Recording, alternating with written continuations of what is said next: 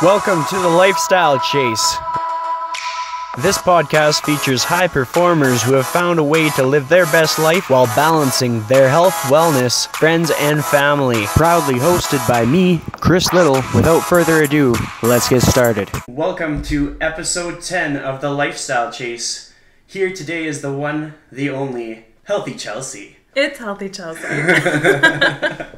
So how's your day going? Take us through a weekday routine in the life of Chelsea. Yeah, so first of all, I'm just so happy to be here. I've been loving listening to all the different podcasts and hearing the faces and names of the Edmonton fitness community and getting to know them better. So it's just been really cool, and I'm super excited that you asked me to be a guest, and hopefully I'm interesting enough for everybody. But yeah, so my typical day looks a little different than what my day was like today. I'm currently on like a medical leave from work, so my days are kind of a little different now. I'm sleeping in more, taking a lot more self-care time for me, which is great. But a typical day typically starts around like 6 a.m. I'll wake up, I'll eat breakfast, then I head to work, get ready, head to work. I work at the U of A and I work in student involvement, risk management, and it's really fun. It's a high volume, high impact, high demand job. So I'm working with students, doing a lot of administrative work, helping them plan events. And so I sit at my desk all day long in seclusion, and it's so boring. Like, I love my job, but I hate just sitting all day long. So when I finally get off work, I usually head to a fitness class, whether I'm teaching one or whether I'm attending one. I tend to work out after work to let all my aggressors and stressors from the day out. And then I'm pretty boring and I just go home and relax and watch Netflix and go to bed. And food is always interspersed throughout my day as well. Food is good. Yeah. You also have quite a bit of a role as sort of what they call an influencer, but just someone who represents a lot of different brands. How does that play into your day? Yeah, so I try and do that a lot throughout my day as well. Instagram is a huge part of my life, and I love working with like local brands and brands around the world and people around the world. So often I'm curating posts on my lunch break or my other breaks, or emailing back and forth with brands. And so my little side hustle is kind of interspersed throughout the rest of my day as well. Makes sense. Makes for a busy day, hey? It does, but I like being busy, so it's good. So take us back 5 years. How was your life different then than it is today? It was so different 5 years ago. So 5 years ago, I would have been midway through university. I did like a 6.5-year degree, not intentionally, but I struggled through university really badly and couldn't really find my path, didn't really know what it was I wanted to do, thought I knew, struggled through that, didn't really find that was like the right path for me. And so I switched my degree right around, I think it probably was about 2013, went into the phys ed degree. Now they call it the Bachelor of Kinesiology, but found my way kind of through there. And that was my first year in that program. So I was struggling through first year classes once again, halfway through my like 6.5 years. And I was like not doing well. I wasn't working out very often. I wasn't in like a good mental state. I was like fighting with my friends and fighting with family and fighting with relationships, just like all the time. And I wasn't like my version of myself. Like, I like to say like now I've kind of found that path again. And I had it before that, but university sucked the life out of me. And it was like a really dark time for me. I definitely struggled to get out of bed in the morning. I had like my first kind of bouts with like mental health, like anxiety and depression, and telling friends that like I can't get out of bed, I can't come to class, can I borrow your notes? And they kind of told me like, I think you're just being lazy. And for me, that was really hard to like even own up to, like, I think something's going on with me, and tell them. And then they'd just be like, no, I won't give you my notes, like you're being lazy. And that was super hard. And I didn't really know, like working at the U of A now, I definitely know what supports exist for me. And like I could have, gone to different offices on campus to talk through my issues, or like gotten different mental health supports. But as a student, you don't know those things often until you're like faced with them head on. And so I just kind of silently suffered through that. And I was definitely not a happy person at all 5 years ago. Not the same Chelsea you know and love today. Is there anything that you think contributed to that, or is just one of life's things that just gets you?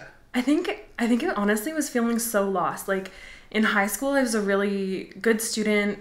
I kind of knew what I wanted to do, kind of didn't. Thought I was on that path. Like I wanted to be a dietitian, and I always knew like health and wellness was a huge part of my life. And I really wanted to work like in the community, working with people. I didn't want to be like a clinical dietitian because I'm not like a super sciencey person. I wanted to work with people. And when I was in the nutrition program and in year 3, and I was just struggling, I was failing courses. I was actually required to withdraw from university too, which was like a tough feeling from someone who was like good in high school and like a good student, and then just like sucking hardcore in university. It really like takes a blow to your like self-esteem. But then I like went to them and I had a plan. I was like, no, I'm going to switch programs. I'm going to do the like phys ed degree route. It's more people-based. It's more wellness-based. It's less chemistry-based because that was my downfall. And I think like just struggling through not knowing like what I wanted to do or where I wanted to go was really like what kind of developed that situation. I also ended a long-term relationship around that time. I was in a sorority, which was just like really bad for my mental health as well. I loved the people, I loved the actions and volunteering and all that we got to do, but there were some really toxic relationships in that group, and all of that kind of was just situational and really got me down. Makes sense. That's deep. Yeah. What was your high school life like? Some people think of high school years as their best years. Yeah. They wouldn't trade it for anything. Some people are completely different. What kind of a person were you? I would say I was more similar to how I am now in high school than my university self. I wasn't popular and I wasn't not popular. I was friends with everybody, and I was happy and like honestly friends with everyone, and I really enjoyed being part of many different circles. I was in like the foods class. I took phys ed all through high school, and I kind of almost think like that's probably where It's Healthy Chelsea was born, because that's where I really started to like connect with physical activity. Brought me happiness, and so thinking back on that, that's probably where I kind of developed that. But yeah, I was friends with so many different groups of people. I played sports. I was in like cosmetology. Like I was in everything, and so it was like a good time for me. But I definitely had no idea what I really wanted to do outside of high school. I hadn't really thought of it, and then all of a sudden at the end of grade 12 or midway through the year when it's like application time for university, I was like, what? I have to like apply? Like I haven't made that decision yet. I thought I had until the end of the year, and I actually didn't go into university right after high school because I had no clue what I wanted to do. I thought I wanted to do something like wellness related, but didn't really know what that looked like. And so I took 2 years off of high school before I even went to university. But yeah, towards the end I was like, I have no idea what's going on and what's next. Kind of just focused on like getting through each day or month or the year. But I was happy. I loved high school. It was fun, but definitely not the highlight of my life. Yeah. What did you do for the 2 years? I worked. So I didn't intend on taking 2 years off. It was going to be 1 year, kind of while I figured out what it was I wanted to do. And the first year, I just worked. I worked in the restaurant industry, which I loved, interacting with people. I love people. And so that was really fun. I was both a hostess and a server. It was great. I loved both of those. And then when I went to go apply for university, they had kind of changed some of the requirements for the nutrition program. And then I needed grade 12 chemistry, which I didn't have because throwback to what I said before, I hated chemistry. So I wasn't going to take it if I didn't need to in high school. And so I needed to upgrade. So then my second year off was full of upgrading, or taking the class I didn't actually have. And then my grandpa actually passed away that year. And so it was kind of a blessing in disguise, because if I would have been in university, I would have been a mess, because he was definitely like my best friend. And that hit me hard too. So yeah, it ended up being 2 years off, unexpected, but then when I went and I was like, I know I want to be a dietitian. I'm gung-ho. I was like that kid at orientation that was so stoked to be there. And I probably I'm still friends with some of those people, and they were like, you were so excited and like into it. And all of us were like, we just want to like not be here. And I was like, can I be friends with everybody? But yeah, so yeah. But you're being yourself, and like that, I think that's so important. Some people are like, oh, she's so enthusiastic. It's like, yeah, she's an enthusiastic person. Get over it, kind of thing. Sometimes it's like a little bit of sometimes that's how I break down walls, because I'm a really shy person too. And I know you disagree with that, but I'm really shy when I don't know people. Until I get to know them, I'm like afraid to say something that might upset them, or like I really like to like sit back and like see how situation and how people play out. But for university, because I was going in 2 years out, I knew I was older than everybody, didn't have any friends that were my age, kind of had split ways with friends that were friends in high school that were now in university with their new friends.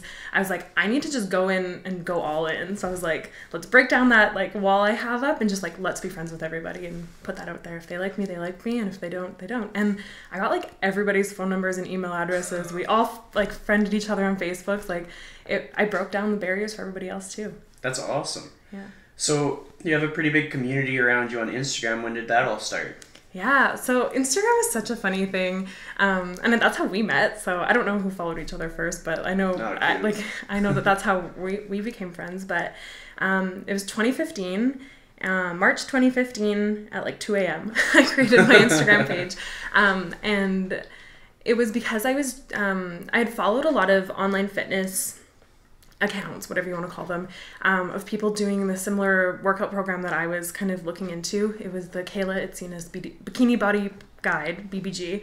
And I had bought that and had that for like 6 months at least prior. And I'd started it and kind of got into like, it's a 12-week program. And I got into like week 4 and then I just like quit. And I was like, I'm not fit enough for this. I can't do this yet. And it'd always be like these mental excuses and mental blocks telling myself like, I can't do this right now. I'll do this later. I don't have time. Wouldn't make time in my day. And she still does, has this huge online following of people who do her guides. They create these fitness Instagram accounts. And that's how people stay motivated, accountable, and kind of build community. And so I was like, okay, let's do it. And so at 2 a.m. I created my account. It was originally Chelsea BBG, so original.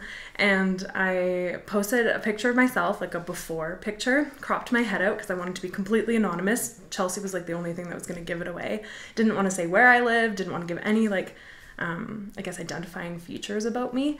But I posted it and I was like, okay, like, please be gentle. Cause like, here I am, like in like a sports bra and underwear, posting these photos, like a 360 kind of photo on the internet, being like, be nice to me. Like, don't be like, ew, you're ugly. Like, this is terrible. Like, you know, like there are trolls on the internet. So sure. I've sure experienced them, but created that, pretty much posted the photo, followed a couple people, logged out, went to bed. And this is when you have to actually like log in and out of your accounts on Instagram instead of just toggling between the two. So it was a lot of work.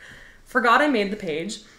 Went back a couple days later and I had like 300 followers, multiple likes, all these comments being like, you can do it, like we're here for you. And I was like, what? Like, oh my God, this is so weird. And it kind of just bubbled from there. Like I'd post like my food, I'd be like, I really sucked at my workout today. And like, because it was a 12-week guide and people would start it on like the same days, you'd be able to have people who are doing the same workout as you around the world.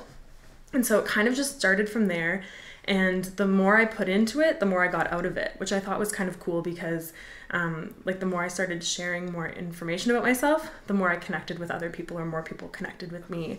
And like I said, I didn't show my face for probably like the first couple months because I was like, I don't want people to know who I am. I don't want someone in real life finding me. And they did. And I blocked them. So sorry if you followed me originally and then I blocked you. That's why it was embarrassing. Like, to put yourself out in such a vulnerable way on the internet for like all these people to see you. And I didn't tell my family about it. Like I didn't tell anybody. I was like, I'm secretly going to do this. Hopefully it'll work. Like, hopefully I'm going to be like super skinny at the end of these 12 weeks. Like that was the goal, right? Like I'm going to lose all this weight and be like the before and after transformations that you see. And I soon realized that was like completely unrealistic, but the community is what like kept me, and that kept me accountable. I remember countless times there'd be mornings I'd wake up and I'd be like, I don't want to work out, or I want to like walk down the street to McDonald's and get some breakfast, like McDonald's breakfast food. And then I'd scroll through Instagram first and I'd see like this mom of 5 was able to make a healthy breakfast and work out and play with her kids in the time that I was bitching about not not wanting to work out. And I was like, okay, if she can do it, I can do it. And yeah, I struggled through those. Like it was a 12-week circuit program. It was like 28 minutes. You do it 2 to 3 times a week and add cardio in there too. And it was all like the burpees and like push-ups and like all those kinds of things. And like I have a shoulder injury. So like I can't even do like 3 burpees in a row. But then the next week I'd be able to do 4 and you'd slowly start to see the growth. And it was just like my kind of like, it turned into a diary, a fitness diary. And the community slowly like started to build, and never in a million years did I ever expect to have as many followers as I have now. And it's never been about the followers for me. It's been about connecting that community, sharing my message. Like I personally believe anybody can be healthy, happy, and active. They just have to put the time and effort in and find something that works for them. And I think like that, and my degree, of course, being in kinesiology, because I eventually did finish, I guess I should say that. Like I do have a degree in kinesiology, but like I was able to share my messages and like connect with people and just like be real. And I think that that's what people really responded to. And yeah, it's built this amazing community. I've traveled around the world, not around the world, but to the States to meet people that I've met on Instagram. All my best friends in real life are from Instagram. It's truly like a special community. It's cool. It's really neat, and just like witnessing it from the outside perspective, like the messages that you put out are able to encourage so many people. Mm-hmm. And like to see you as a group fitness instructor now at Cyclebar, like I was actually in the studio one day and you weren't even instructing class, and somebody was like, have you heard of Healthy Chelsea? It's Healthy Chelsea. She's instructing here now. And I like sat down and I could hear them talking, and they were like, so she kind of started spin, and then she tried to be an instructor, and then she didn't get to be an instructor, but then she just kept going to all these classes, and now she's an instructor here, and that's why I'm here. And I'm like, seriously? If only she was here to hear that. That's so cool. It was just so badass, because like it's better to have a fitness community where other people feel more encouraged and like motivated to be there, than have a fitness community where you go in and you put in all this time and effort, and then all of a sudden you actually feel like you're not up to the standard, or like you're not living up to an expectation. Because what I like about Edmonton's community is making it more and more attainable for different people to be active, because with daily activity comes an increase in mental health. You Absolutely. get like people actually making genuine friendships and stuff, and that's kind of what it's all about. Like it's not so much a business, but it's just trying to make humanity a little healthier, one class at a time. Absolutely. I love that. Yeah, and I get messages like that on Instagram all the time where people around the world will be like, I saw you go to Cyclebar, because of course that's where I'm teaching now, and there's a Cyclebar in my city, so I went there, and like I love it, and I can thank you because of it. And I'm just like, just me doing my own thing, but sharing it so publicly and being vulnerable and sharing like I tried out 2.5-ish different times to be an instructor, and I didn't get it before I finally nailed the tryout, got it, and found my home. But it was kind of embarrassing to share, like, people knew I wanted to be an instructor, and then I shared like I have a tryout, and it's like I didn't get it, but I'm gonna keep trying. And it's embarrassing to share those things, but I think that's what makes me real, and I think that's what people connect with. Like you said, it's more attainable, and people can see themselves in me because like maybe they tried something and didn't like excel at it the first time, and it's like Lord knows I don't try, or I don't excel at everything I try the first time. It's a struggle often, but you just keep pursuing it. But people feel so much more encouraged to just be themselves. Yeah. And to just take a risk, knowing that nobody's going to bark at you. Like, more often than not, you're going to have people that encourage you to be a better version of yourself. Absolutely. I think that's so important too. I was talking with one of my riders before class last week. I had a 4-person class, and I'm not ashamed to talk about small class sizes because I think that's where you like get the most growth out of yourself and from the riders. But I asked them to kind of like move to the front of the class, or like move. They were sitting on like the wings of the class. I'm like, come on, just like come to the middle a little. That's what like, always happens. Yeah. Always like the far corner. And especially at Cyclebar, because you book your bike ahead of time. Yeah. Like you'll book whatever bike you're comfortable on, hoping the class will fill up or whatever. But then you get there and there's 4 people, and I'm like, no one's in the middle. Like, hello, are you there? Are you there? Can you come? So I was like, this is a really great opportunity for growth and to try a different bike than you're comfortable.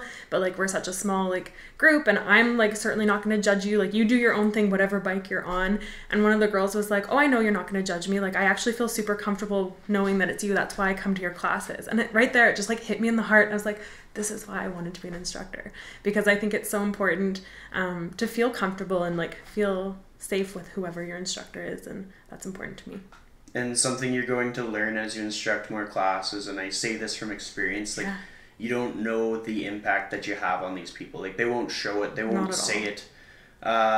You could ask them and they won't admit it, but like you're changing people. 100%. And even in the times that you've ridden in other people's classes, like your presence, anybody's presence makes a difference. So how you show up, how you wake up in your day, like you actually have a reason to be accountable. Yeah. Because every move that you make plays a role in somebody else's day. Absolutely. So it's good to have people with that kind of self-awareness where they get it. They're like, okay, like maybe maybe I should show up for myself, but I should show up for myself because I know that I have an impact. Absolutely. At the end of the day, like, it's never about me or whoever's instructing the class. Like, yeah, we play a role in it and we're going to tell them what they should be doing to follow the sequence of class, but we're there for them and to help their growth. And their growth is also helping our growth because we're all riding something out in that room or whatever workout we're doing. But we're all going through something, and just being there, like showing up, clipping into the bike, like that's enough. Like, that's all you really have to do, and it just grows from there. Mm-hmm. And you can really tell, like, when a person leading the class is like making a connection with their riders and when they're not. Like, sometimes you go in the room and you're like, oh shit, it's like they can see in my head, like they know that I'm working through shit. And then we just like whooped right through that, and we're good to go. Oh my god, the whoop whoops are my favorite. Someone was telling me the other day, like, not to me specifically, but just in general, that they hate when people are like making noise in class. And I was like, no, like, it's such like a cathartic experience to just let it all out, and like just like whatever you're feeling that day, just like make the noise and like let it out. I'm a woo girl, and I'm Chelsea, and I'm a woo girl, and I'm not ashamed to admit it. But I just think it makes like so much more fun. And I know in times in classes I've ridden, and I make like noise, or I like woo, or like yeah, or whatever it is that comes out, and then like you see someone else just around you, and they just like let go of whatever they're feeling, and then they're cheering and wooing, and I think it just makes like such a fun experience. So I'm always telling my riders, like, make noise, like let it out, just have fun. Yeah. And I think like my take on it, because I can speak from like an instructor's perspective, I know the impact, but I also know like the difference between like someone overdoing it and someone not overdoing it, kind of thing. Oh yeah, has to be authentic. Like, has to be real. You can't just be wooing to make noise. You gotta feel it. Yeah. But like, I've gone full spectrum. I've been like the quietest person in the class, just in my own head, like not saying a word. Like, that was probably how I was at Yeg Cycle more so. For sure. And depending on the instructor, some of them will just bring it out of me. Like, you play like some song that I just love and I can't help it. It's just like a full body experience. Yeah, been there. And then instructing at True Ride, I probably had the reputation for the most high energy. Like, I mean, it was a stiff competition because they got a pretty solid crew there. But like, if I was feeling it, the whole freaking gym knew. Oh yeah. I remember those classes. Oh my gosh, and I remember your last one too. Like, everyone was just like, it was awesome. Yeah, it was so good. Such a good memory. Yeah. And then coming to Cyclebar, like I've found that I'm able to really clear my head, because obviously it's kind of like, just like it was from the start, it is still sort of like a therapy kind of thing. Oh, for sure. In a fitness career, you got like shit that you got to work through. Yeah. And like, some people go and they lift heavy, and I lift heavy, but then I also go on the spin bike, and it's just something that I've accepted. It's like part of my regime. Yeah. It's part of what gets me in the right headspace to make big risks, which is what this year has been all about.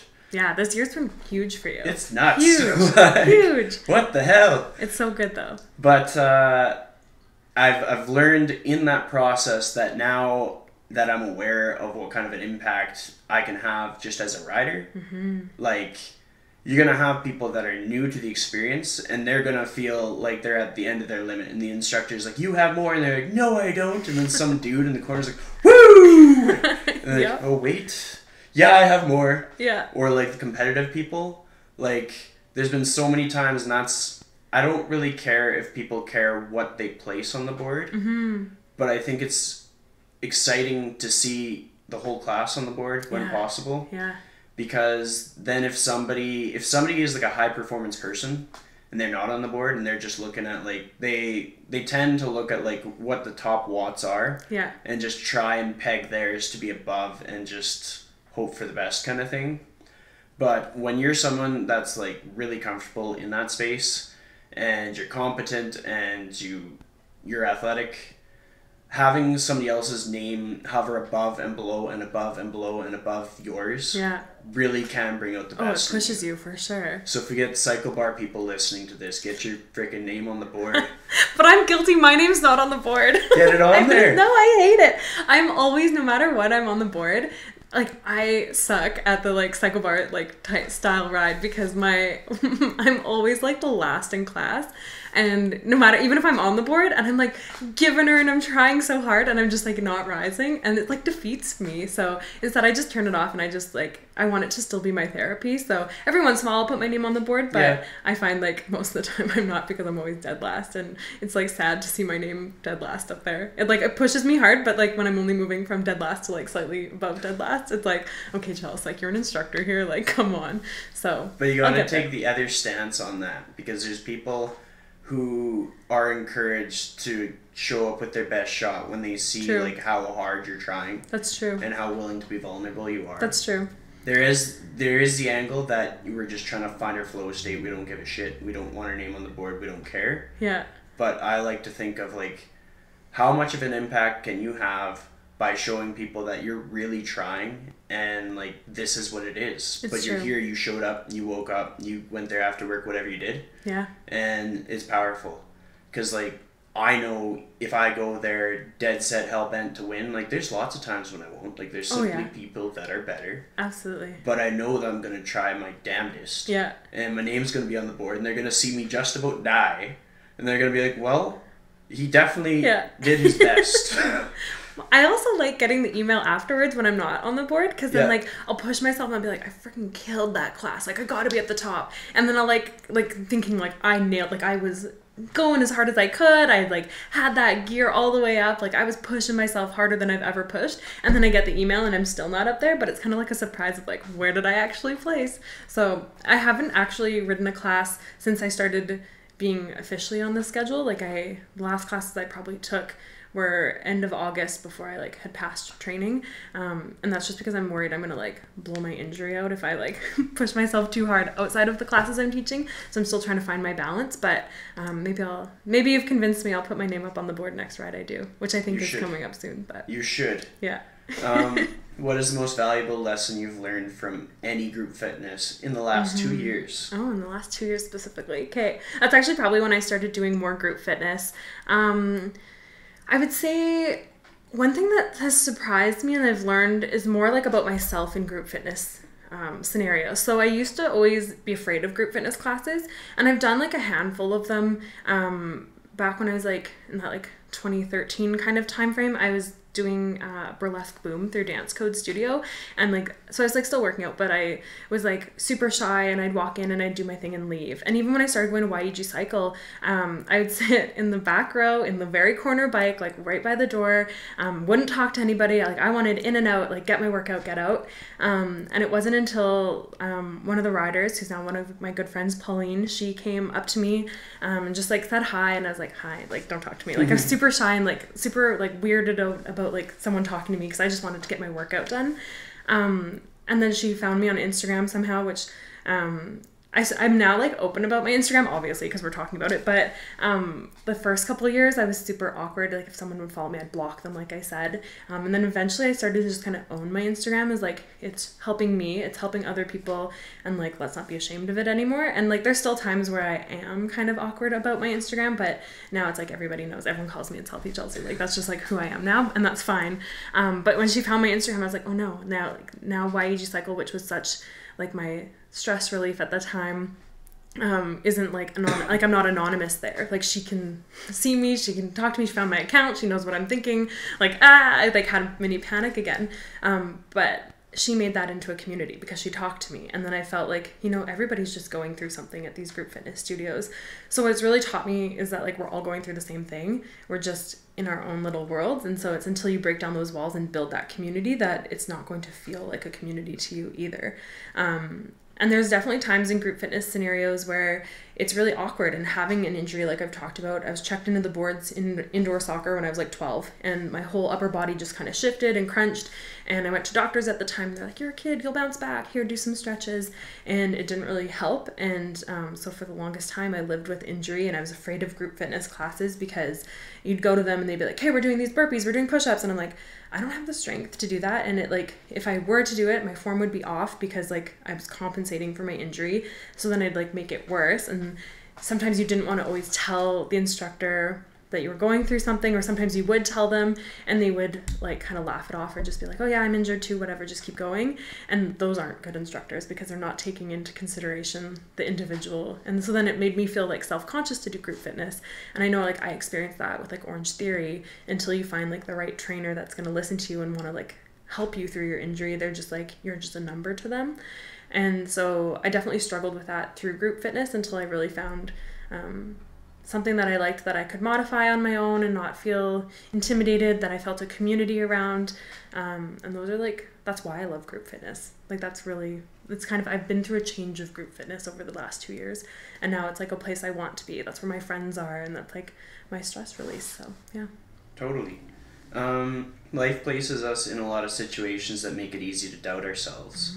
What is a strategy that you use to erase self-doubt? Oh my God, I am full of self-doubt. And it's kind of funny because I always talk about like, just like do the damn thing and like, don't worry about what other people say. But like, here I am always being like, oh my God, I'm really nervous. Like, I don't want to do this. And what if I'm terrible? And even when I was trying out for Cyclebar, I emailed Farah the night before and I was like, I can't do a fast jog at the BPM you want me to do it at. Like, I can't do it. I was like, can I do like one a little slower? She's like, nope, it's either this or like try out again in the future.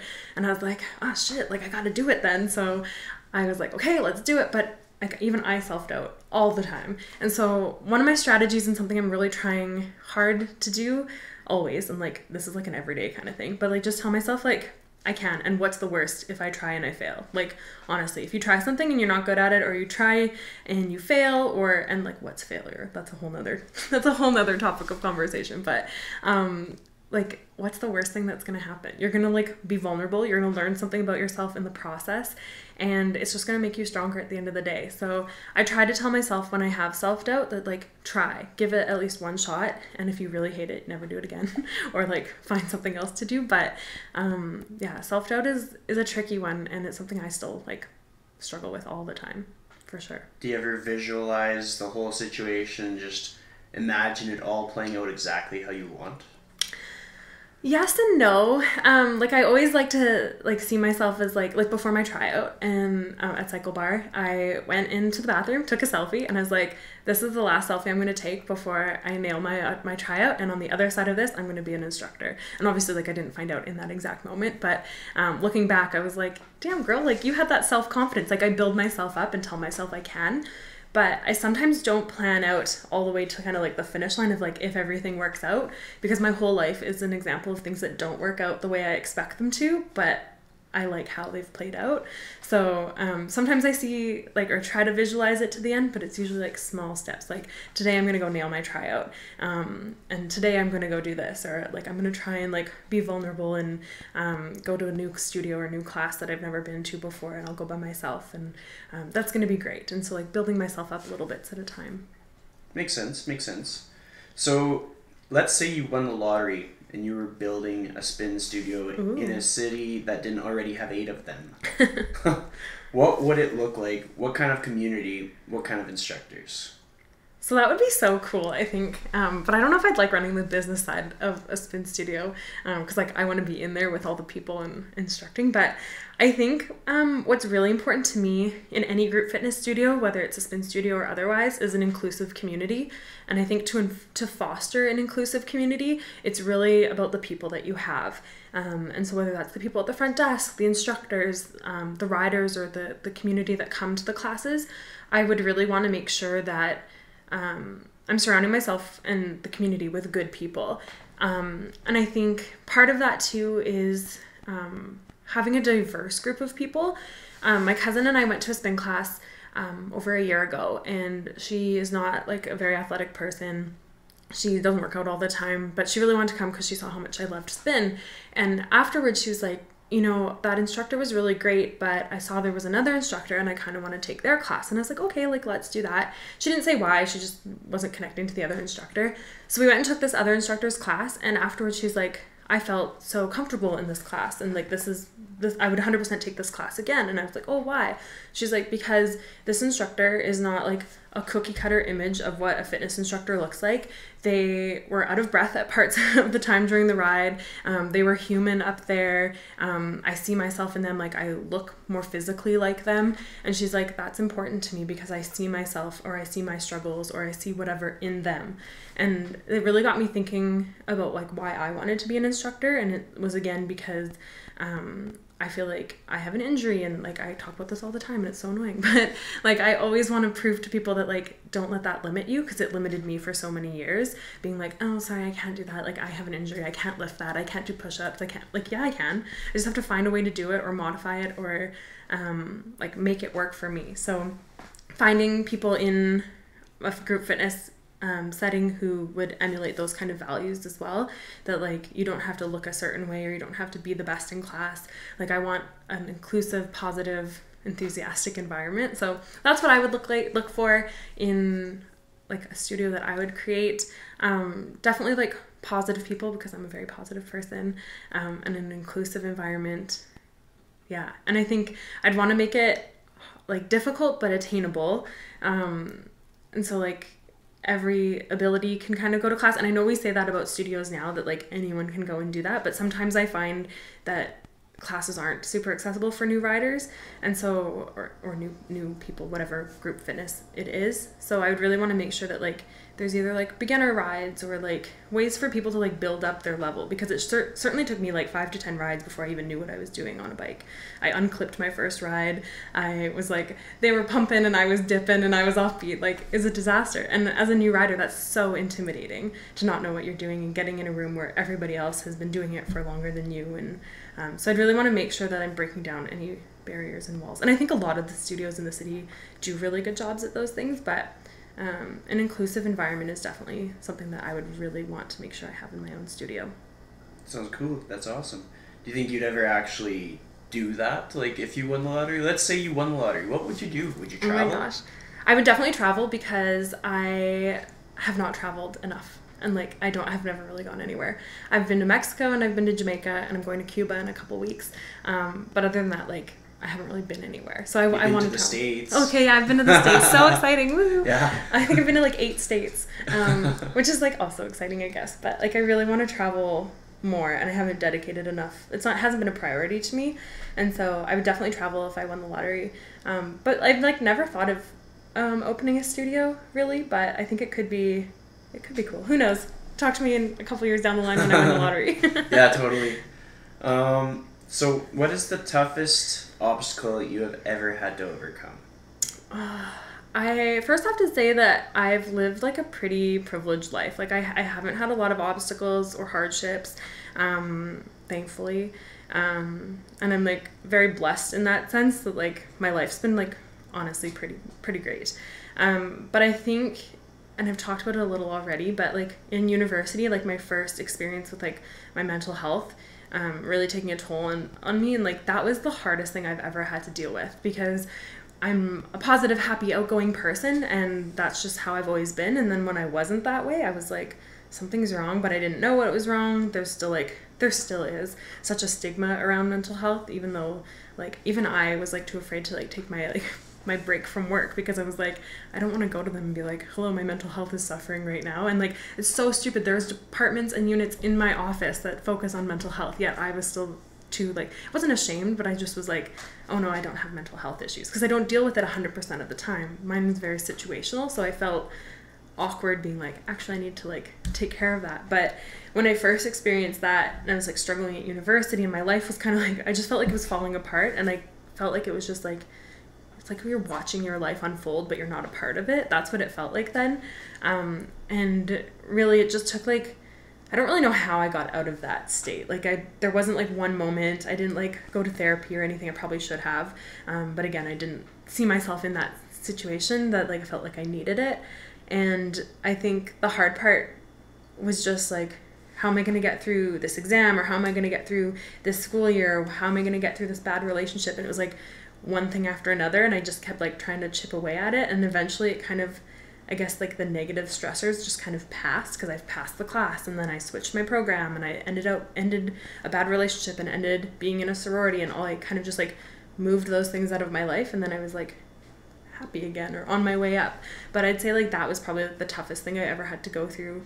I felt really alone, like in university, like going, like I didn't have a very close group of friends, because they were all in their own programs doing their own things, all had relationships. And so I felt like I was dealing with that. Like obviously I had good family support, but I really felt like I was struggling through university by myself, which sucked. Mm-hmm. Yeah. So I'd say that was probably like my toughest thing. That was like hard to kind of pinpoint, but I think that was probably the most down I've ever felt. Like there were days I just couldn't get out of bed. I was like, I'm sick. And I wasn't sick, but I was like, or like cold, like I didn't have a cold or anything. Yeah. But I was like, I can't go. Like I just can't. And I would just lie in bed for hours and hours and be like, I just can't today. And so I'm kind of going through that again right now. So I'd say like it's hard right now too, but mine right now is just like more feeling of like overwhelm because of like stress volume of work and that kind of thing. So it's like a different than what I experienced then. There I just felt like completely overwhelmed. I hated everything. Like it was just, I wasn't healthy then at all. It was bad. Do you have people that reach out to you knowing this stuff about you? Because you're pretty open on your social media. Like I think you've shared a lot of what we've talked about. Yeah. And you find people will message you and be like, hey, how do you go through this? Like, I'm going through it right now. Yeah, 100%. And that's, I think, what drives me to share some of these vulnerable things, because I know that like if my story will help one other person, it's worth sharing, because like I felt so alone then, or like when I started my fitness account and I was like, all these other fitness accounts are like super skinny and super great, and like here I am like 200 whatever pounds and like completely struggling. Like I don't see myself in anyone. I'm gonna do it so that someone relates to me, and like that's what works. That's what people like. People connect with people. And so by sharing all these vulnerable moments, yeah, I've been getting messages galore over the past couple of weeks since I shared like I'm taking a stress leave from work, and it's been completely overwhelming and sad that other people are experiencing this too, and either haven't realized it until I shared it, haven't gotten help, or haven't reached out to anyone.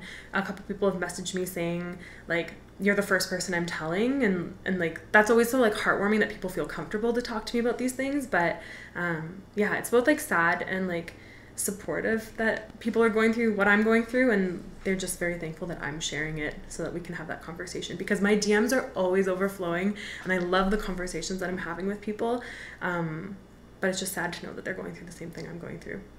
But then if you think about it as like your impact, oh yeah, like you're empowering people to have more self-awareness in themselves. Absolutely. It's something where the light bulb might not have gone on unless you went through it, and because you're able to share. Because like there's some people just can't share everything about their life, but if you're in a place where you can and it's helpful for you, and then it's in turn helpful for others, like that's a powerful thing. Like Belle has the Belle Let's Talk campaign, but sometimes seeing a celebrity talk about it isn't quite the same as seeing someone that kind of feels like your next door neighbor kind of thing. Yeah. And it's so powerful to have that impact, in that as you're building the tools in your toolkit to get back up on your feet, other people are doing the same thing. Yeah. And then you're gonna find that over time, it's kind of like trainers training more sessions, they get better at training. Yeah, absolutely. So somebody consoling another person on their things that they're working through, you're going to get better at working through your things. Absolutely. I'm like a firm believer of like grow through what you go through. Is that the saying? Yeah, I think so. It sounds about right. I'm like, am I saying that backwards? But yeah, like by me sharing whatever it is I'm going through, it's a way of me like processing those feelings, or like owning up to them, or like whether that's like I'm starting this fitness program, or I'm going through mental health issues, or like whatever it is, or I want to be an instructor, and like the processes that go through all of that, like I'm helping someone else and I'm sharing that, but I'm also helping myself. So yeah, the messages and the impact from that has been really cool, and I love being vulnerable. I never thought I would, because no one who loves being vulnerable. No, like really, like it. Yeah, but like I'm always scared. So I'll type out my captions, my like essay captions, which I know you love essay captions too, like max out that word limit, but I'll like type them out often before bed, because that's usually when my mind's racing with a lot of things. I'll save it as a draft and like be like, okay, I'll post this tomorrow, like I want to think on it. And those are usually like my most vulnerable ones, because like just letting it all out, and then I'll go back and read it and be like, oh my god, I cannot share that, like, oh what the heck, like I can't do it. And then I hit like share, run away, and like don't look at my phone, because I find like those are the moments that like I'm scared. But if I'm scared, then like usually the best things happen from the moments you're like feeling like a little like uncertain about how that should work out. So I share it, and then I was overwhelmed with the response that I got when I was like, hey, I'm like taking a mental health leave, like a stress leave from work. Like I'm at my wit's end. I'm not doing great right now. And there were so many comments and likes and shares, and people messaging me, people calling me, like friends around the world texting me. Like it was really cool. And then I feel so much more supported and like more comfortable talking about it, I guess. Whereas before I was like, I can't tell anyone. Like I can't even tell my mom. Like don't want to tell my boss. Like it's cool. It's really cool. That's good. That's like the positive side of social media. Oh yeah. but everybody has their trolls. Oh, yeah. What's the worst troll experience you've ever encountered? I've had a couple, and I always like share these stories on social media too, because I like life isn't all positive and rainbows, even though I like to try and think it is. I had a 13-year-old boy message me one time, telling, like, it was like a transformation photo, and I was like really proud because I'd committed to like working so hard on this like program, and I was like eating healthier. I was feeling better about myself. This was like a couple years ago, and he just commented still fat. And I was like that hurt. Like, it wasn't so much like, I didn't know who it was at the time, and I really could care less about like what he actually said, but the fact that like a 13-year-old boy, like a kid, messaged me still fat, obviously just trolling because he's like, you know, a keyboard warrior, whatever. But I was just like, that hurts, because like those are the people, like, say whatever you want to me and like trolls come at me kind of thing, because I have like a pretty, like, I'm pretty well versed in like, I love myself and I don't really care what other people, like, I do care, but like I also, it won't wear me down, your words, like they're just words at the end of the day. But what if that 13-year-old boy had commented that on someone else who was like really struggling to even share that post, or to like maybe that was the first time they ever shared something super vulnerable, and that's the response they get, like that completely would shut a person down. Me at this point, I'd had a lot of trolls at that point, so I kind of got over it, but that one hurt. But then I had a friend who's a mom in Florida, and she found his mom's Instagram account, screenshot what he said and sent it to her, and then his page was deleted a couple weeks later. So I was like, yes, thank you for taking that one for me. Just got lit right up. Yeah. So that one was hard, just because I felt like that's the type of message that like, it just hurts, because it's like from someone who probably doesn't know what they're even saying, like they're just going around on the internet, but someone like, they took the time to like seek out these pages and do that. Another troll one that like stings still kind of was 2 years ago. I had gone to Calgary with a bunch of friends for like a little fitness meetup with our Calgary counterparts. This is back when I was still doing the BBG program, Bikini Body Guide by Kayla at CNIS. And the Calgary girls had organized this little meetup, so like a bunch of my Edmonton friends, we went to Calgary. So like we went to like a restaurant for lunch before the workout, and then afterwards we went to Regrub before Regrub was in Edmonton, because we were like, oh, these are so cool, like the milkshakes with like the things on top. And so we had gotten a milkshake, and then on the way home we wanted to stop at like, I don't know if it was like Donut Mill or Peter's or wherever, but we like had this like day of like fun eating, and like I don't eat like that every day. But this girl sent me an email from an anonymous email, like, I assume it was a girl, from an anonymous email account, basically recapping everything I had eaten in the past like month, like literally like documented. On Tuesday you ate this, on this and this. She's like, no wonder you're not losing weight, no wonder you're not this, and sent me like, honestly, it was like 6 pages of screenshots worth of an email, like just like tearing me apart about like how I shouldn't be preaching that you should like be healthy because I'm not healthy, and like how you shouldn't do this.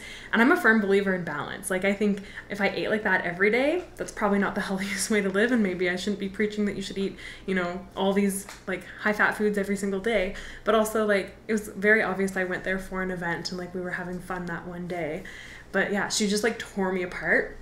And so I went on, I didn't reply, and then I went on Instagram, and I was just like, you know, like, be mindful of the words that you say, because like, while it might not hurt me, and it did hurt me, but I was like, while it might not hurt me, it could like really like be damaging to someone else. Like, always remember, like, you don't know what someone's going through, your words have meaning, like, be nice. And then to that, she sent me another email basically being like, oh, boo-hoo you, like, your life is so difficult, and like, you're so ugly, you're so fat, you don't deserve to have this Instagram account, I don't know why people even like you only like when people say nice things about you instead of mean things. And she's like, you could be really pretty if blah blah blah. And I'm like, those ones kind of hurt, because someone took so much time out of their day to be so hateful towards me, when I'm not out there preaching that I have like a meal plan that you should follow. I eat like crap all the time, sure, that's fine, but like, that's okay to me, because I also eat healthy and I work out, and like, that's the balance that works in my life.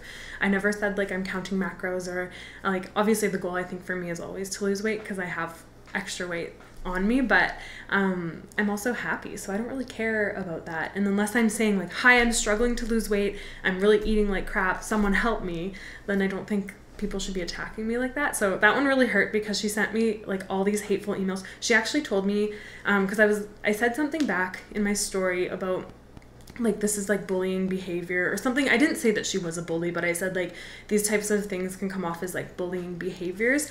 And she then actually went through the definition of bullying. She said, it's not like I told you to kill yourself, but actually now maybe like you should. Like she sent, like it got extremely hateful.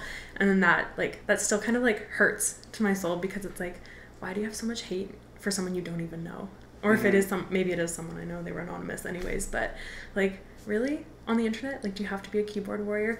Other than that, I get like messages. I haven't had actually any in a long time, but I used to get messages all the time being like, you looked better on the left, or like whatever, when you post like transformation photos, or like, I liked what you posted better before, and like all those things. But at the end of the day, it's my page. Like, if you don't like it, unfollow.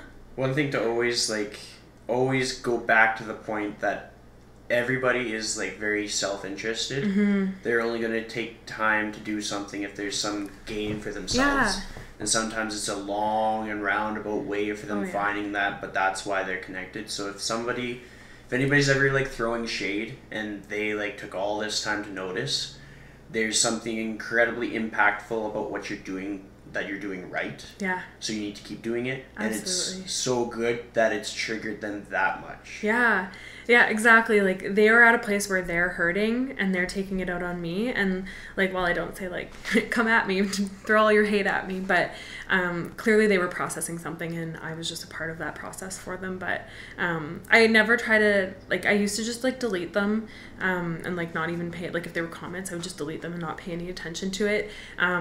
And then sometimes now I reply and I'll be like, actually, like, I am, like, someone was like, someone actually in May, I took a group photo at a Calgary spin studio, and my leg, I was doing skinny leg apparently, where you like kind of like bend your leg and pop your hip, or I don't know. I was just standing because it was comfortable. Like, I wasn't being like, I gotta like mask how big I am or whatever. But someone was like, why are all the other girls have 2 flat feet on the ground, but you're standing there with skinny leg? Like, you'd look so much better if you just like stopped trying to hide yourself. I was like, actually not trying to hide myself. So sometimes I like respond positively and just like explain my situation, but a lot of the times with trolls, I'm just like, they're going through something, they needed to let it out, I'm not going to let it affect me, I'll just delete and move on. But yeah, they're always going through something. I know that they're not like, it's nothing me person, like as a person, it's not me, it's just like they needed someone to take it out on, and I just happen to be there. I guess so. Yeah, just always remember to take the positive take on it, because like, we can only focus on so many things in our life at once. Like, I think there's probably like 7 to 8 things we can think of.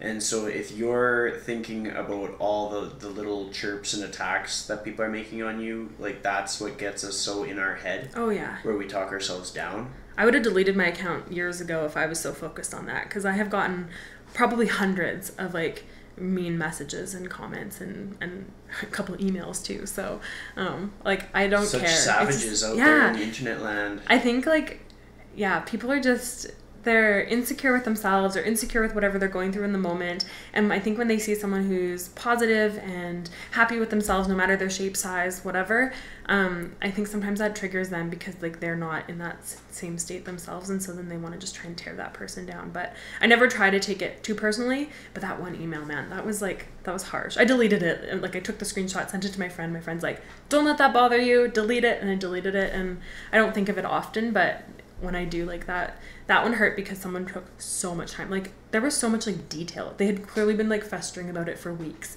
and then finally just hit send, and I was like, wow, like, I impacted you that much that you really wanted to like pay every attention to my life. But you gotta think, like, that's some shitty quality of life. They woke up to look at the internet. What's it Stealthy Chelsea doing today, and how can I tear her down? But they did research to be an ass. Yeah. And like, go for it. Like, if that's what makes you happy at the end of the day, like, I guess, whatever. It's like no skin off my back. It upset me for like an hour. I cried about it. I don't cry a lot, but like, I cried about it, and then I moved on, and I was like, you know what? I've a couple times I've like, in that moment, I'm like, I'm going to delete my account. I'm done. Like, I can't take this like bullying and this harassment. And I'm like, Chelsea, it's like one message. How many positive messages do you get every day of people being like, you really helped me, or like, you changed my mindset? And so, like you said, it's always about the positive, and one bad apple in the bunch isn't going to ruin it for me. So I try not to. It happens to everybody, just on a different scale. Like, in the trainer world, there's people that are constantly calling people out, like, this person shouldn't be in the industry, or I don't agree with that, or these credentials, or that form, or this, or that gym. I believe it.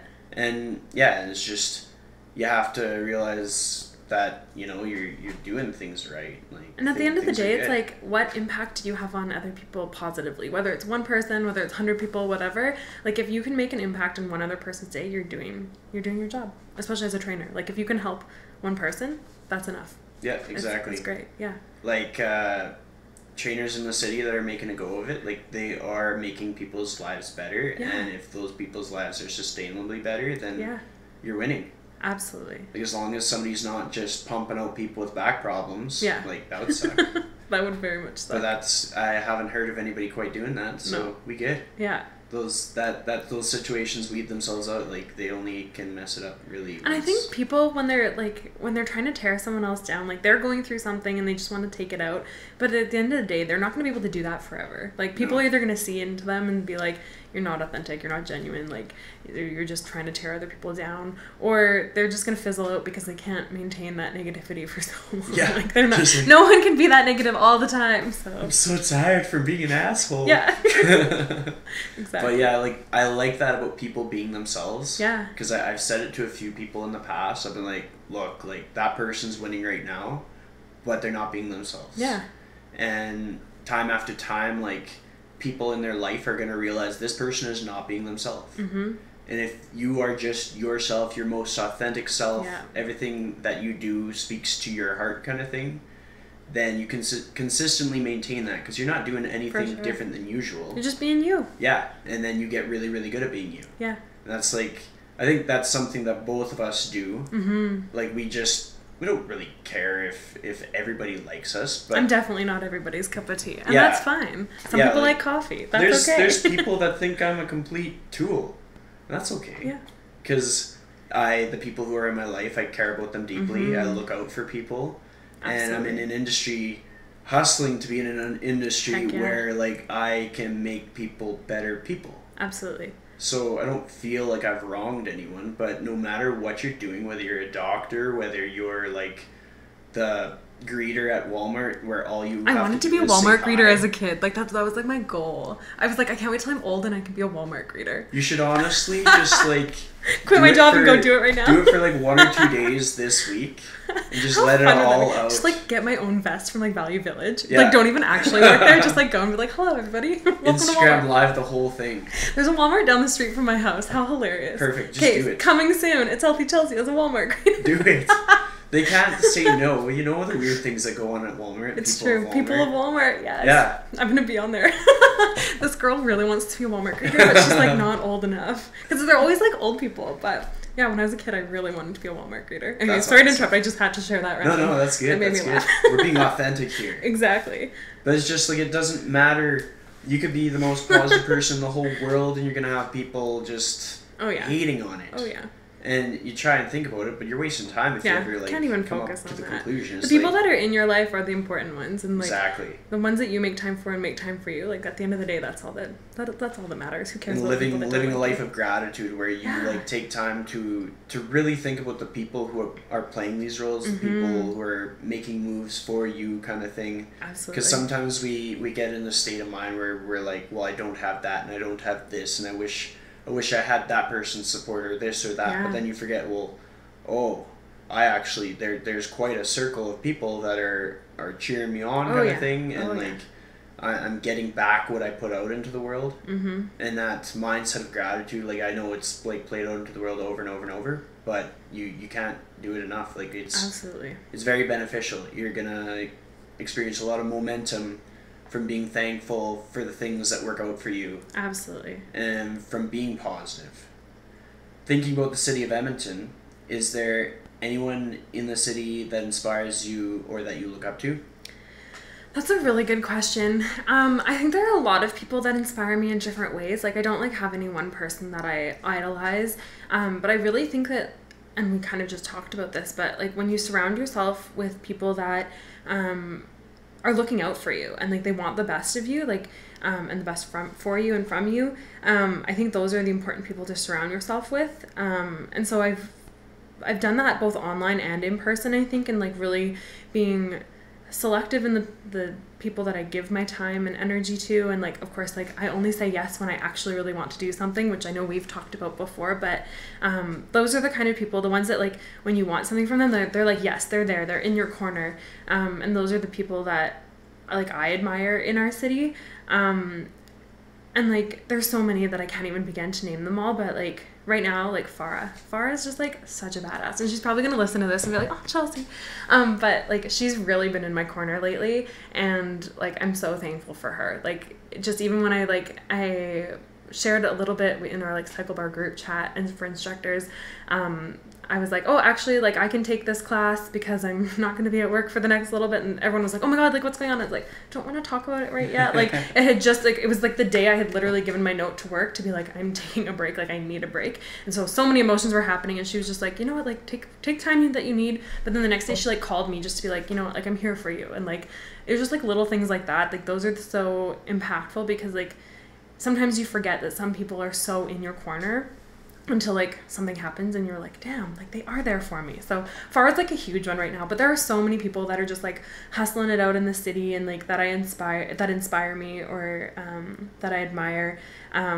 So many people, especially like instructors in different studios or different things, and some of them, I mean, you've had like Dow. I love Dow. Like listening to her podcast, like that you just had her on, and I was like, how do I follow Dow? Like she's just so amazing, and like I could just listen to her talk about like life for so many hours. Like she's just so inspiring to me. So I love Dow. Danny Parks is awesome.